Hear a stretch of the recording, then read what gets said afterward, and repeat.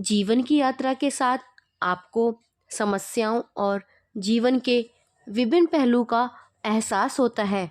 यह समस्याएं आपके काम में हो सकती हैं, आपके परिवार में हो सकती हैं, दोस्तों के साथ या फिर कुछ और। यह समस्याएं तभी पीछा छोड़ सकती हैं जब आप इनके साथ सीधे सीधे डटकर सामना कर सको और उनसे भागना बंद कर सको। यहाँ तक कि भगवान शिव भी यही कहते हैं। उनकी ओर से दी गई शिक्षा और सूत्रों से आपको जीवन में अपने लक्ष्य पाने में मदद मिलेगी। चलिए दोस्तों, आइए एक नज़र डालते हैं भगवान शिव की ओर से दिए गए सफलता के सूत्रों पर, जिनके बारे में उन्होंने माँ पार्वती से बात की थी। नंबर पहला है दृढ़ निश्चय करना आवश्यक। दृढ़ निश्चय से ही वो रास्ता है जिस पर चलकर इंसान सफलता को पा सकता है। किसी भी कार्य को करने के पीछे मनुष्य का मन में किया गया निश्चय ही सबसे बड़ा कारक होता है। और दोस्तों, नंबर दूसरा है समाज के लोगों से प्रभावित ना होना। अगर आपने अपने मन में कोई काम करने का निश्चय कर लिया है तो फिर उसे लोगों से प्रभावित होना व्यर्थ है। चाहे वे आपके बारे में कितनी ही बुरी बातें कहें, समाज की बातों पर ध्यान देने से आपकी प्रगति बाधित होगी।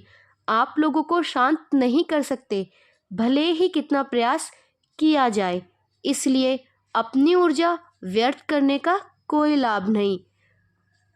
नंबर तीसरा है शांत रहकर खुद को नियंत्रण रखना। शिव को संसार का सबसे बड़ा योगी कहा जाता है। खुद में स्थिर रहना और परिस्थिति से दूर रहकर भी उस पर पकड़ रखना आसान नहीं होता। महादेव एक बार ध्यान में बैठ जाएं तो दुनिया में कुछ भी उथल पुथल हो, लेकिन उनका ध्यान कोई नहीं तोड़ सकता। शिव का यह गुण हमें जीवन का गहरा ज्ञान देता है। आप भले ही संसार की किसी भी परिस्थिति में लिप्त हों, लेकिन अपने भीतर स्थिर बने रहना आवश्यक है। नंबर 4 है अपनी प्राथमिकताएं समझें। भगवान शिव के जीवन को देखकर लगता है उन्हें हमेशा अपनी प्राथमिकताओं का भान रहा। उन्होंने अपनी पत्नी पार्वती से प्रेम और सम्मान को सबसे ऊपर रखने के साथ साथ अपने मित्र और भक्तों को भी उचित स्थान दिया और साथ ही इन सब से अलग अपने ध्यान में भी लीन रहे। कब क्या करना उचित है वह ये अच्छी तरह जानते थे। नंबर 5 है जीवन के हर रूप को खुलकर जिए। शिव की जीवन शैली हो या उनका कोई अवतार, उनके हर रूप में स्वभाव बिल्कुल अलग रहे हैं।